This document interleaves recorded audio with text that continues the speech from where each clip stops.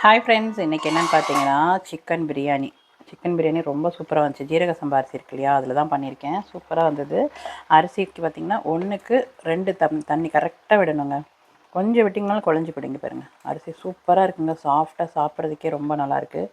With leg piece பார்த்தீங்களா, chicken biryani அருமையாக ready ஆகிடுச்சு. இதுக்கு என்ன பண்ணேன்னு பார்த்தீங்கன்னா மட்டன் கிரேவிக்கு முதல்ல என்ன பண்ணலாம், குக்கரில் கொஞ்சமாக இஞ்சி பூண்டு பேஸ்ட்டு, வெங்காயம், தக்காளி, மட்டன் போட்டு நல்லா விசில் விட்டுருக்கோங்க. கொஞ்சம் உப்பு, ஒரே ஒரு ஸ்பூன் மிளகாத்தூள் காரத்துக்கு, ஏன்னா அப்போ தான் அதுலேயே காரம் உப்பு எல்லாம் இறங்கும். நல்லா குக்கரில் ஒரு 3-4 விசில் விட்டு ஆஃப் பண்ணிட்டேங்க. அதுக்கப்புறமா கடையில் கொஞ்சமாக எண்ணெய் சேர்த்து அதுலேயே சோம்பு, கொஞ்சம் தக்காளி, வெங்காயம் எல்லாம் வதக்கிட்டு, இஞ்சி பூண்டு பேஸ்ட் வேணா வதக்கிக்கோங்க. நான் ஆல்ரெடி போட்டதுனால சேர்க்கல. வேக வச்ச மட்டனை சேர்த்துட்டு முருங்கைக்காய், இதிலே உருளைக்கிழங்கு, கத்திரிக்காய் எல்லாமே போடலாம், ரொம்ப நல்லாயிருக்கும். நான் முருங்கைக்காய் மட்டும்தான் சேர்த்துட்டு அதுக்கு நல்லா கொதிக்கட்டும். கொஞ்சம் காரத்துக்கு மிளகாத்தூள் ஒரு 3 ஸ்பூன் போட்டு கொதிக்க வச்சுருக்கேன். காய் வேகட்டும். வெந்ததுக்கப்புறம் பார்த்திங்கன்னா நான் தேங்காய் அரைச்சிருக்கேன். கொஞ்சமாக மிளகு, ஜீரகம், கொஞ்சம் தேங்காய் நல்லா பேஸ்ட்டு அரைச்சிக்கிட்டே இருக்கேன். இதை அதில் சேர்க்கணுங்க. காய் வெந்து முடித்தோன்னே அதில் சேர்க்கணும். காய் அது வரைக்கும் வேகட்டும். பக்கத்தில் பார்த்திங்கன்னா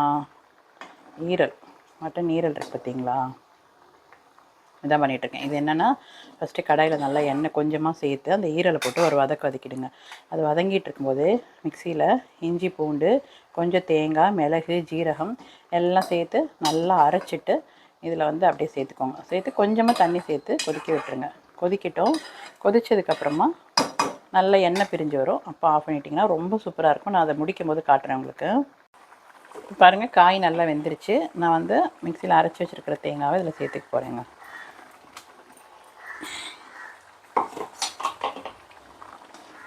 இந்த மாதிரி ட்ரை பண்ணி பாருங்கள், ரொம்ப நல்லாயிருக்கும். மட்டன் தனியாக வேக வச்சுட்டு அதுக்கப்புறம் அதில் காய் சேர்த்துட்டு காரத்துக்கு மிளகாத்தூள்லாம் சேர்த்துருங்க. தேங்காய் உங்களுக்கு அதில் வேணுன்னா கொஞ்சம் மிளகு ஜீரகமும் சேர்த்துக்கலாம். சேர்த்து நல்லா அரைச்சிட்டு இந்த வெந்திருக்க குழம்புல சேர்த்துட்டிங்கன்னா சூப்பராக இருக்குங்க. மட்டன் குழம்பு ரொம்ப டேஸ்ட்டாக இருக்கும். இங்கே பாருங்கள், ரைஸுக்கும் போட்டுக்கலாம், பிரியாணிக்கும் சேர்த்துக்கலாம், எல்லாத்துக்கூட நல்லாயிருக்கும். இதில் காயும் பார்த்திங்கன்னா நான் முருங்கைக்காய் சேர்த்துருக்கேன். இல்லை முருங்கைக்காய், உருளைக்கிழங்கு, கத்திரிக்காய் எல்லாமே சேர்த்துக்கலாம். பாருங்கள், மட்டன் சூப்பராக வெந்துருச்சு. ஒரு கொதிச்சோன்னா ஆஃப் பண்ணிடலாங்க. இதிலேருந்து தண்ணி கொஞ்சமாக சேர்த்து கொதிக்க விட்டுருக்கேன். நல்லா கொதிக்கட்டும். இவருங்க மட்டன்லாம் ஆல்ரெடி வெந்துருச்சு இல்லையா, அதனால் முருங்கைக்காவும் நல்லா வெந்துருச்சு. இப்போது காயெல்லாம் வெந்தனால தேங்காய் அரைச்சி விட்டுருக்கேன். நல்லா கொதிச்சோன்னா ஆஃப் பண்ணிடலாம். கொத்தமல்லி இருந்தால் கொத்தமல்லி போட்டுக்கோங்க, சூப்பராக இருக்கும். இந்த பக்கமும் இது கொதிச்சுட்டு தான் இருக்குது. இது கொஞ்சம் நல்லா வற்றி வரட்டும்.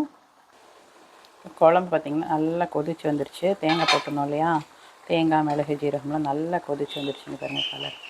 இப்போ நான் ஆஃப் பண்ணிடுறேன். குழம்பு ரெடி ஆகிடுச்சு. நீங்கள் இதே மெத்தடில் செஞ்சு பாருங்கள் ஃப்ரெண்ட்ஸ்.